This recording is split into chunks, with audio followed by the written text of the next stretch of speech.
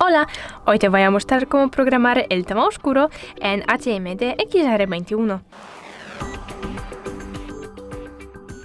Para hacerlo entramos en la aplicación de ajustes y buscamos la pestaña de pantalla, aquí está, y ahora entramos en tema oscuro y en programación. Tenemos tres programaciones posibles. Primera, a una hora personalizada, significa que creamos nuestro propio horario de activación y desactivación automática del tema oscuro. Además, podemos elegir activar del anochecer al amanecer.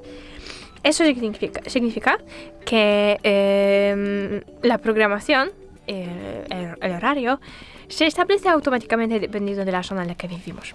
Además, tenemos activar a la hora de dormir. Y es todo. Muchas gracias por ver este vídeo.